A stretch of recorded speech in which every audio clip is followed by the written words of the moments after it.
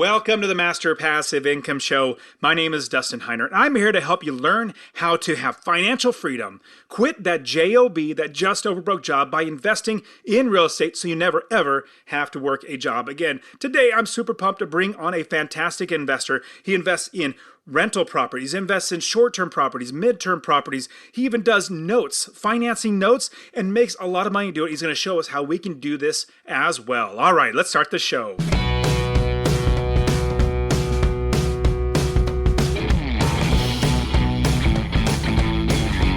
Welcome to the Master Passive Income Podcast, where we talk about investing in real estate with a special focus on making enough money so you can quit your job and live the dream life. And now, here's your host, Dustin Heiner. Hey, what's going on? Super pumped, as always, to have you here on the show. Today, I am bringing on a fantastic real estate investor. I actually met this investor, I want to say it was like 2018. We were at a conference. He's a podcaster as well.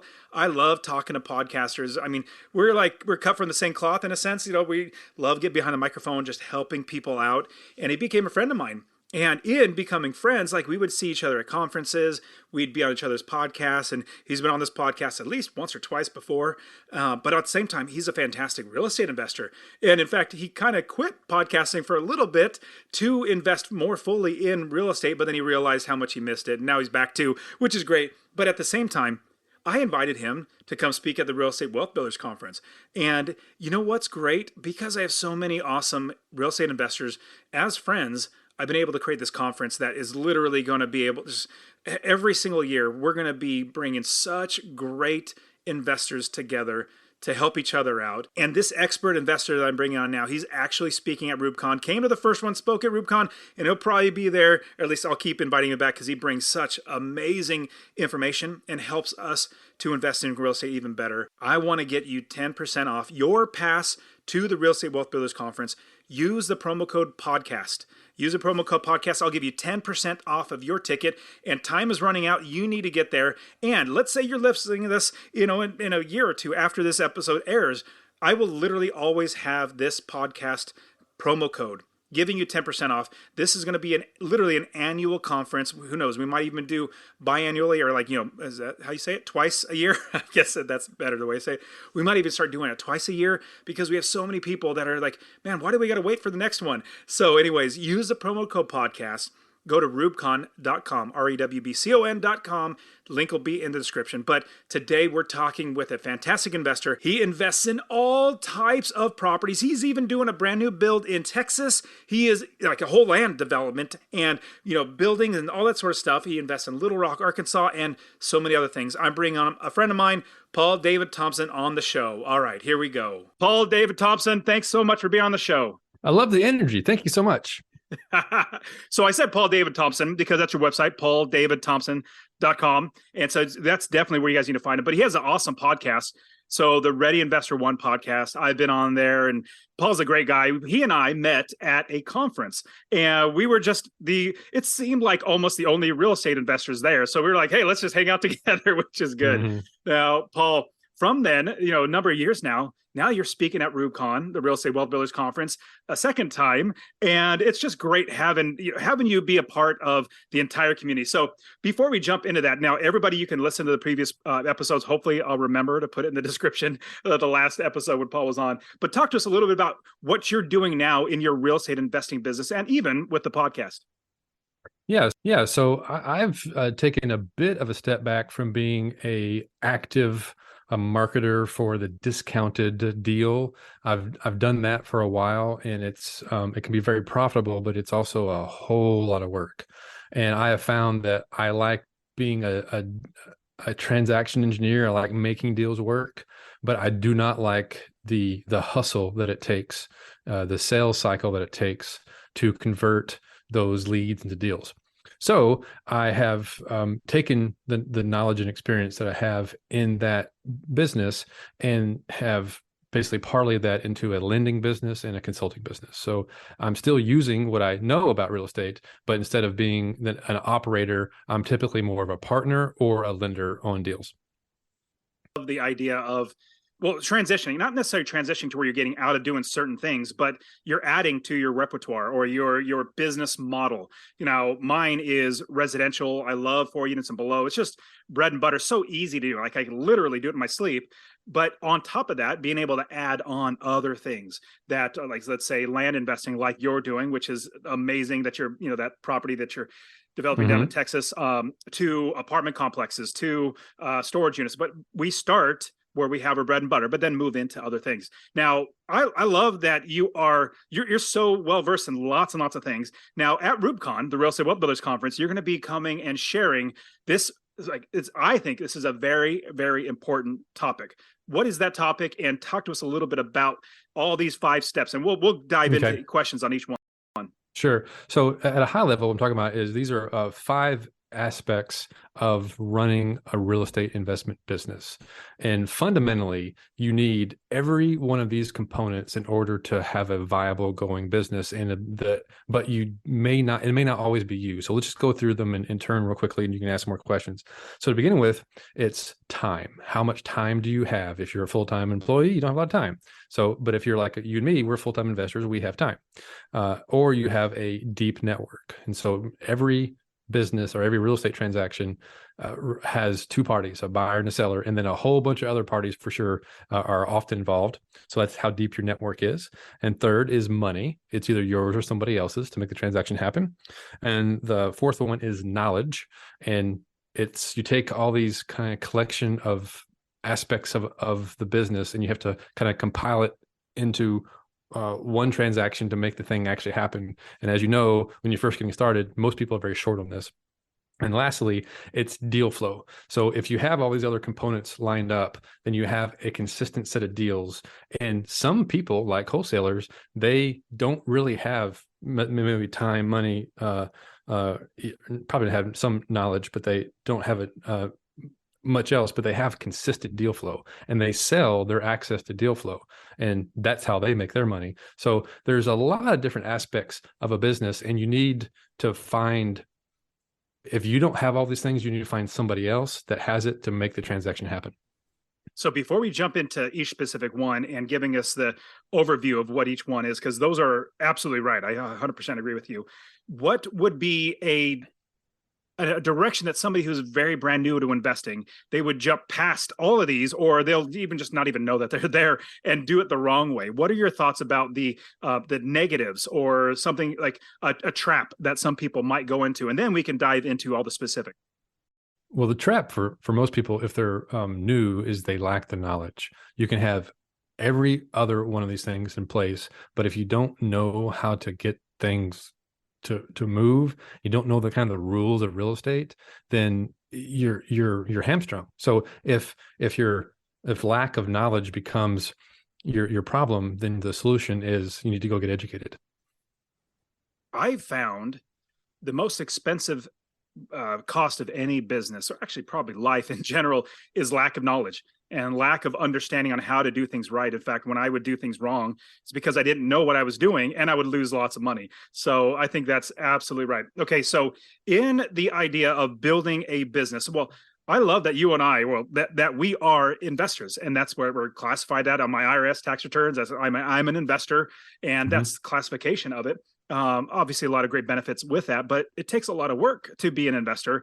So jump into the first one. What do we do to make sure that we can actually have more time in our lives if we can? Like, I literally sleep faster as best I can. I sleep faster so that I'm only going to sleep 6 hours today because I have to get these things done. So talk to us about the time.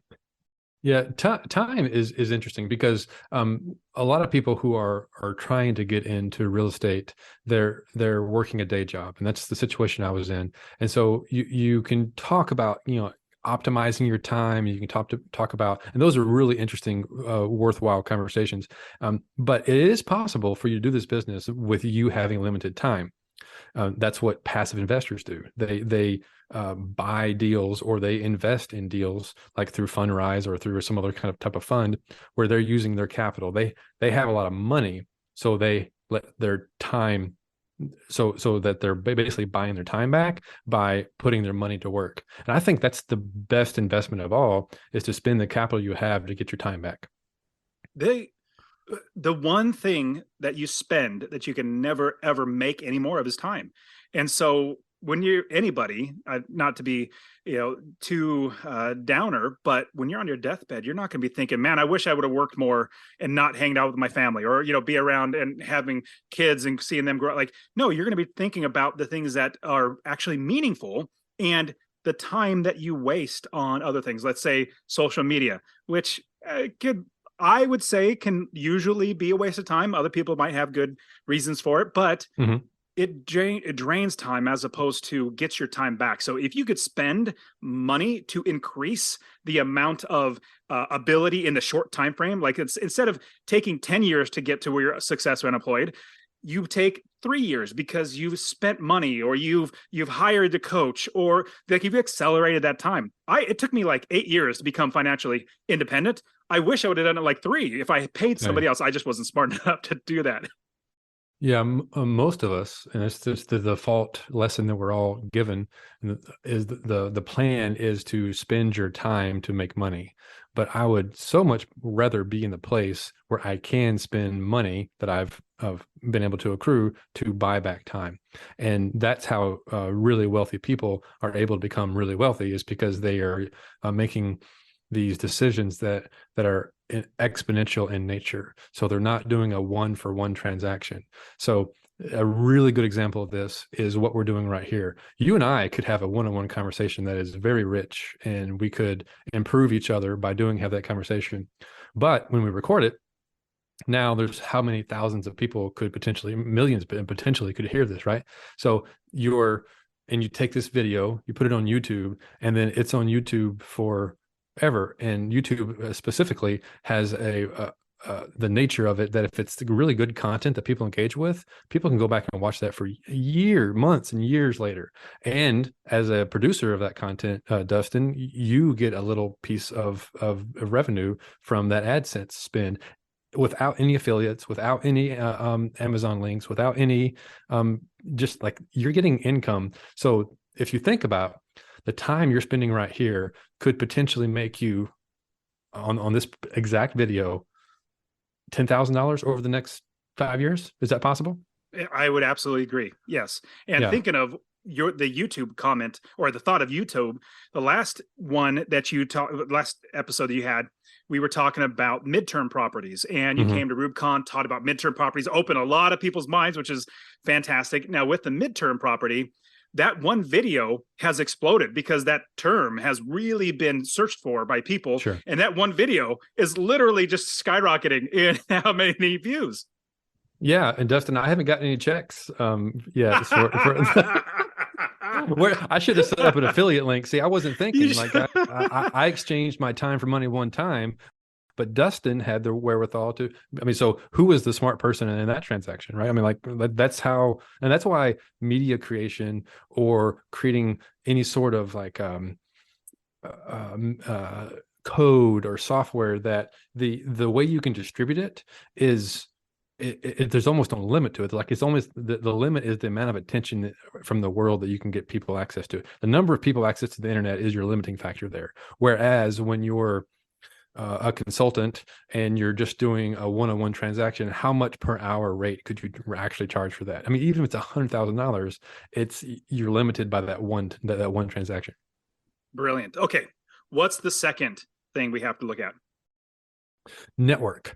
And so this is, I don't mean for this all to come back to media, because it's really about real estate, but you and I are content creators. And when you are working deals, you have to have somebody that you can call to help you, whether it's a title agent, a real estate attorney, whether it's a private lender to help you make the deal happen. The more people you know and the richer and fuller your network is, the more things you can do in life.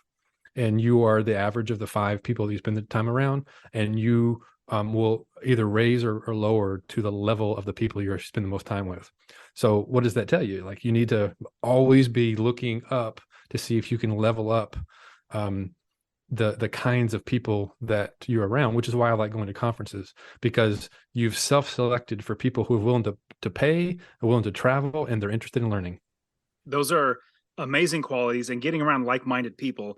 And let's say you want to be a really good YouTuber, where if you go to a conference, you're going to be around the people that see that as a goal for them, number one. But number two, they're so dedicated to that they spent money and their time to go and be a part of that. And I want to pause for a quick second and share that honestly, I really want you to invest in real estate. My new goal in my life, my first goal was to quit my job in 10 years, and I did that, accomplished that at 37. Now my new goal is to help 1 million people invest in real estate. So 2 things I would ask from you. Number one, if you get anything out of this episode, please share it with somebody else. Just say, hey, check out Dustin at Master Passive Income. He really wants to help 1 million people to invest in real estate. That's number one. Number two, I want to get you to invest in real estate. Get my real estate investing course absolutely for free. Text the word rental, RENTAL, to 33777. Rental to 33777. I'll literally give you my course, show you how to find an area of the country to invest, how to build the business first. I always talk about that, and how to find the right properties, how to make sure you're getting experts to do the work for you, and scale the business to where you're making $250 or more in passive income. Scale it to quit your job. I'll literally get to you, or go to masterpassiveincome.com/free course. Obviously, it'll be in the description, but I really, really want you to invest in real estate, because the more that actual normal everyday people own real estate that are good landlords, the better everybody's life gets. I know every single time I go to a conference, I grow tremendously, not just in my knowledge, but in my network, in the people that I know that want to work with me, or I can help them, or whatever it might be. We all can help each other. So that's why I love the idea of RubeCon. In fact, Paul, you know this, when I started RubeCon, I had the idea of something that I wish I had when we first started. I started in 2006. I wish there was something like this. And now we have something, a community of people that's literally just, let's all get together and help each other out. So 100% agree with the networking. Let me tell you a little story that was interesting. That I recently joined a mastermind for creating hedge funds, and it's real estate or crypto but it's all about like creating a fund. And they had an event in Cancun I think it was last fall, a few months ago. I went to this event, and I finally went into the room that I felt like the dumb guy in the room. Like, how you're always looking for the room where you're not the smartest guy in the room. And like going into that room and saying, I have 40 rental properties, and I'm financially independent, and I was table stakes. Like, that was not impressive. Just to get you in the door, you have to be there. Now, you had to pay a fair amount of money to be part of this mastermind. That was part of it. But also, these are people who were looking to do things. I mean, these were not people who were just, trying to make themselves look good. I mean, they had accomplishments, and everybody that I talked to, with almost no exception, that was in that room, had a similar or way better story than you and I had, because we have very similar backstories. And what we've done would just that's like the floor of where that conversation started in there. And so which I enjoyed that. And they started talking about stuff and raising capital. I mean, there are people in the room who consistently raise $100 million a year. And it's like, yeah, these are like major players. I'm like, okay. That is so cool. It's getting around the right people is awesome. Exactly. And then we went out and did all these activities, and afterwards, I was so beat and worn out, and they were all like fine, and I was like, what? Like, I started feeling my age. I started feeling my weight, and I noticed everybody around here is like in really good shape. Like, maybe I should start watching what I'm eating. It's like, it's this effect on you. It's like, this is a different caliber. And you're right. The people that you're around, I think it's saying you're the average of 5 people that you spend the most time with, and 100% right. So I love not being the smartest person in the room. In fact, if you walk into a room and you want to be the smartest person, you're just arrogant and prideful. And a lot of people don't really want to be around you, just to be completely honest. But if you go into hoping to not be the smart one, to actually learn from other people and really just try to be around other people that are smarter than you, oh my goodness, you're going to grow. Okay, so what is the next one we have after this? Money. And we're all doing this for money. And in order to make a real estate transaction happen, is somebody has to fund the deal. And that could be you and your own cash. It could be your network who helps you raise that cash. You could spend your time. You could use another deal as to parlay into another one. But somehow or another, you need money. And so as we're going through these 5, you're kind of ranking yourself from 1 to 10. And whatever you are, it's fine. But you might have like a 2 in time, but you might have a 10 in money. And when it comes to money, it's just like, it's really hard for some people to get around this, is you don't have to have the money. You have to have access to somebody else who has the money, and you need to set up a structure that's a win-win for both parties. And with that, I like the way that you have this in order, because I've been asked the question, well, Dustin, if you lost everything, like all your businesses, all your real estate, everything, and you had to start over and you had $1,000 to your name, well, what would you do? And for me, like $1,000, that would just help me to be fed. Like I wouldn't even care about that $1,000. It's the network around the people that I can be around that have access to everything else that I would need. And how can I help them and build them up with the networking? But then we have to be around the right people that do have the money. I love using other people's money. In fact, I love buying properties with no money out of my pocket to buy that property, and it makes me money. So I love that aspect of making sure that we're putting things in order of importance, number one, but number two, and then building on that. So with the money aspect, that does allow you to have, when you say, and I love this, we were on another call, we were talking about access to capital. That's what we need in this great time. I think it's going to be one of the best times ever to invest in real estate. If you have access to the capital, somebody else's capital, but you have access to use it whenever you need, my goodness, you're going to be making a ton of money. Yeah. And as you kind of grow up through as an investor, as a real estate investor specifically, you find out that the money is really in the money.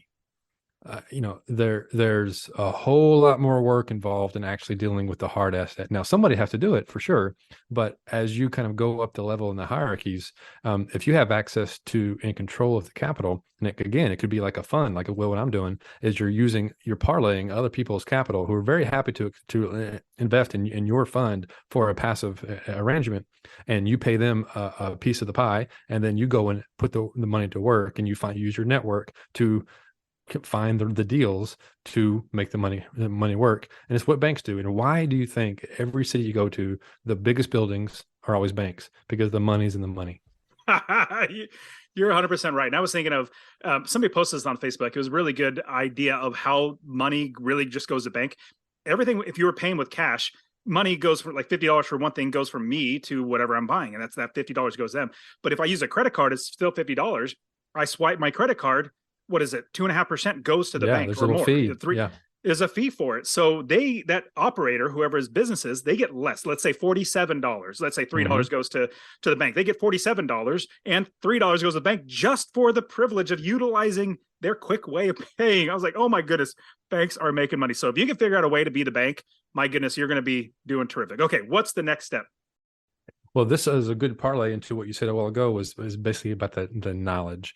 So if you were to like just strip away everything that you had access to, Dustin, but you still had your knowledge, that is what you spent the most time acquiring. And that's the one thing that would be the hardest to replace, other than time. And time, what I mean this is not how much time you have left in your life. What I mean is how much time per week do you have to spend on a given activity, right?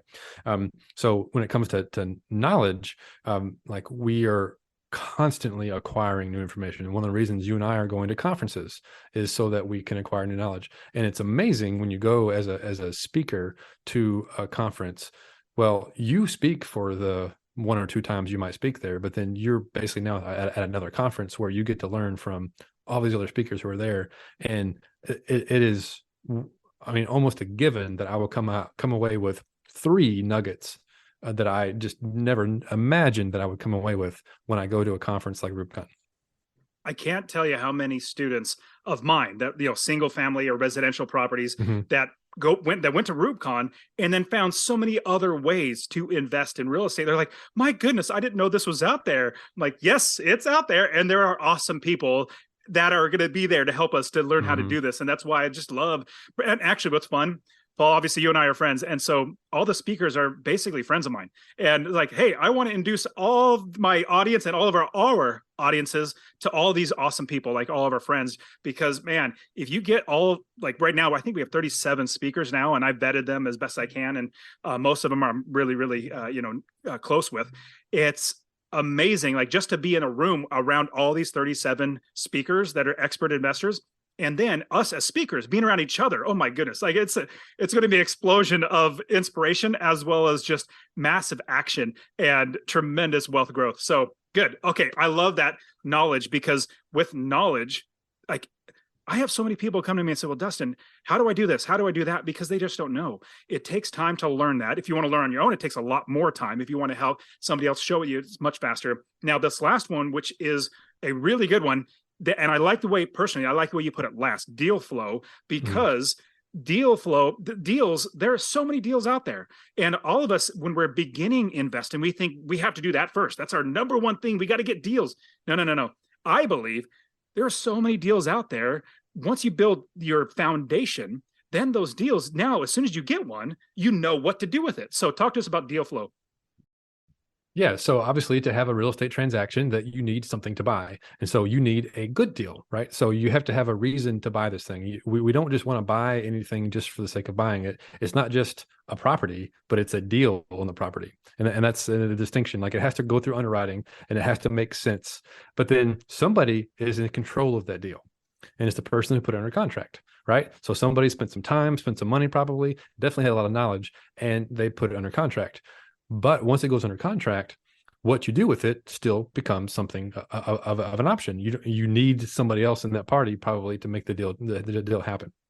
And that's where you use your network to raise the money. That's where you use your network to make sure that you do your due diligence properly. You have your inspections done, and you perhaps bring in partners to make big deals like in multifamily or big land developments like I'm working on in Texas. It takes a lot of parties to get these things done. They're just too big of projects. But when you have access to deals, then you have something that you can then put out in the market, and you could either raise the money, you can find partners, or you could sell the contract itself. There's a lot of different aspects of it. And that's what wholesalers do, is they basically spend a lot of time getting access to deals, and then they decide how to exit it. And who gets to decide how to exit it? The wholesaler, because they have the property legally tied up with a legitimate purchase sale agreement. I love that.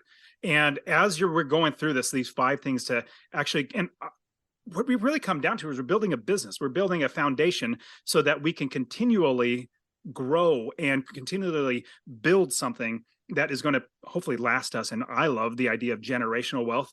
Being able to pass down these properties. So I used to, from the very beginning, I was always talking about just long-term buy and hold. But what it really comes, when I say long-term, it's buy and hold. Like it's not just long-term properties, like 1-year leases and 5-year leases or whatever it might be. But no, it could be short-term, could be mid-term. It could be apartment complexes, like buy and hold. Like I'm not a huge fan of syndications for multifamily because you have to exit in 3 to 5 years. I would rather own that, refinance it, my investor, or pay my investors off so that I own it perpetually and be able to pass it down to my kids. So is there anything else in these 5 steps that we also need to be taken into account? So this is the foundation. Like this gets you started. You get those 5 things down, and you can start doing deals. And as I started doing deals, I started recognizing where I'm the best and where I'm not the best. And then you start, like you just said, you start to overlay a business on top of this. And there's like every real estate business falls into one, it has some aspect of all these things into it. And you need to find the discipline that you are the best at. And then a lesson that I've learned over the last couple of years is that now I want to think about this in kind of like a three-dimensional thing. Like, so most people are playing checkers in life, right? You and I have been playing chess. Well, now let's talk about three-dimensional chess from Star Trek. The way you play three-dimensional chess with these concepts is how can every decision that you're making and every deal that you're doing compound on the next transaction. So the only way you're going to become really wealthy is by making money while you sleep, when you're not doing a 1-for-1 transaction. How can you be doing this for a 1-to-many transaction, which is one of the reasons why I've stopped flipping houses and why I've stopped wholesaling, because that's a 1-for-1 transaction. You can make good money for it, but you're constantly having to take down the next thing. So let's list some of the ways that you make money while you sleep: rent, interest, intellectual property, royalties. Like these are like, there's only so many ways, the dividends from stocks, maybe. There's only so many ways that you can make money while you sleep. And the reason you like the idea of hanging onto the property is because there's rent and capital appreciation over time, right? Because that's happening without you having to do a lot on a daily basis each transaction. So there's a lot of different ways to do that. And so if you'll notice, everything I'm doing now is setting up for exponential type thinking. So I'm into the funding business because I want to be a lender and earn interest where I'm not having to chase things around. I'm in the consulting business and the media business, which is basically YouTube and that kind of thing. And these all kind of create a flywheel that feed into the next thing. So I have real estate knowledge, which I am then taking and making consulting business, for which I can have employees and I have intellectual property that run it. I don't have to be the one running it. And then that rolls into being able to do lending. And then lending naturally rolls into more content, and knowing these businesses creates more content, which then turns into more potential clients. And it's like a flywheel. And so you takes a lot of work to get these things set up. So don't want to discount how much time and effort and energy it takes to build these things. But once they are going, they naturally feed the next thing. Let me give you an example of what I wouldn't say the opposite, but if you didn't do it this way, which you're 100% right in this way. So I'm an investor, invest in real estate. I create a master passive income, and those help each other. But then last year, actually it was like 2019, and I'm glad it didn't happen right before COVID hit, like 3 months before COVID hit. I was about ready to start a gym, like a physical gym. Yep. Where it has weights and everything. And I was really blessed that they were asking way too much money for the location. Mm-hmm. I said, there's no way I'm going to pay that. And I was blessed because COVID hit and that business would have been bad. But the bad thing was, even if it was a good business, it didn't help into the other parts of my business, investing in real estate, master passive income. Now the right way to do it, like you're saying, and remember, like you just said this, Paul, each one, we're kind of jumping over lots of steps. Like the real estate investing took a long time. Master passive income took a long time. Now the next part of the flywheel is a real estate wealth builders conference. Like that is bringing everything together and highlighting so many things that it just helps everything. And then next thing, I'm hoping to eventually get into, like, not necessarily a hedge fund, but figuring out a way to where I can have money for my students that really want to invest, or raising capital or something like that. That's the next part of the flywheel. But if you can do that where they keep compounding on each other, my goodness, the end is, it's literally limitless. Yeah, and opportunities come up a lot when you get in these businesses, and you have to really think about like how to say no to the wrong things and yes to the right things, and the wisdom to know the difference. And it's not always obvious. It's very tempting to go and run little experiments and then think, oh, that experiment's working, so now I have to go launch a gym business. Now I have to go launch this. And everything that I'm doing now, I'm trying to think at a much higher level, and so that I'm not just having to spin up something and then that doesn't necessarily feed into the next thing that I'm doing. And I think everybody listening to this can take this principle to heart. And everybody who's really wealthy, or everybody lives a life of their design that they're happy with their kind of life status, they have done some aspect of this. And it could be small scale, but the aspect of it is that they have to buy their time back. That's fundamental. And then with their time, when they spend it on any sort of activity, it's such that they just enjoy it and they do it that way, or it is a compound effect. And if you go and evaluate anybody who's really successful, without a doubt that I have found, without an exception that I found, they all run it that way.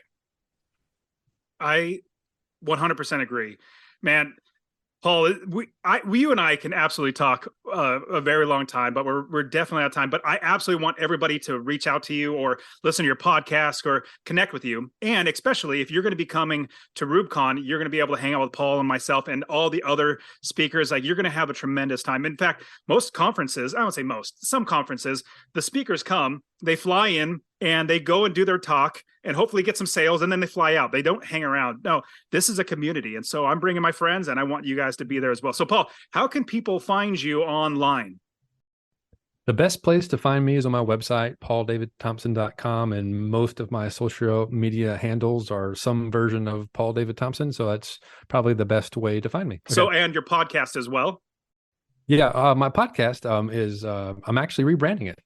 So by the time this comes out, I will have rebranded it from Ready Investor One, which is what I've called it for the last few years, to My Freedom Foundry. So I have basically 3 offers. The way I look at this offer is I have everything free. And everything free is called My Freedom Foundry. And I put a lot of attention and energy into providing lots of content under that name. And then I have a mastermind and I have a lending company. And these are the offers where, if you want to scale a business, then it's good to mastermind. If you have capital to invest, then that makes sense for the fund. That's terrific, man. I love it. And one thing that comes to mind too, in the rebranding, because I've rebranded before too, other things, and it's hard. It takes a lot of work. And all of us kind of think, man, I wish I would have thought of this, or I wish I would have known this. Well, it goes back to network and the people around you that are higher level than you. They might be able to, like if you say, this is what I'm doing, and they think, well, I've done that, or I've seen that. Have you thought about maybe branding it this way? And then honestly, really take an objective look, like maybe they might be right, and maybe scrap something. So I wish there was so many things I was like, man, I wish I would have known beforehand. And that takes so much work to rebrand. So I love it, Paul. I think it's going to be a really good transition to where it's all going to be reciprocal, like you're saying. Yep. I'm so excited about the place in the world that we are. I think we can each be genuinely and authentically us. And I believe there is a revolution that's coming at us right now. Our own intelligence and our own business acumen and our own ability to access data has all been democratized. And with the advent of AI, it's here. It's not coming. It's already here, and it's just beginning. And I think it is as big of a revolution as the Industrial Revolution. So the world after the AI revolution will be more different than, or as different than the world is now from the Industrial Revolution, which is kind of a bold statement. Everything that we've it's hard to really put your finger on it, but we need to all be thinking about, instead of being afraid of it, because it's happening, whether we like it or not, is to recognize that what makes us unique is us being uniquely us. I love that. And I 100% agree, because you're right, that AI is coming, and it's not just coming, it's already here. But with that, you're going to see in AI, you're going to see some certain things that are, and eventually I think AI will get this place where it can be seen more genuine than it is. Because right now it seems very, it's not as genuine as you or I, you know what I mean? Like right. How we talk and what we say, and it doesn't come across. In fact, I've used those AI generators and I'm like, oh, this is not bad, but it's not the greatest. But when you're genuine like we are, and that's why I love Rubicon. I'm trying as best I can to get genuine people around us. Mm-hmm. It's going to be so much better. So, Paul, man, this is great getting to hang out with you again. I look forward to seeing you in person, hanging out all over again at Rubicon. So really appreciate you coming on the show, man. Can't wait to see you. And that is it for today. Go ahead and get my free real estate investing course. Text the word rental to 33777. RENTAL to 33777. You can also join my Real Estate Wealth Builders group coaching, get all my courses. All right, guys, we'll see you in the next show. See ya.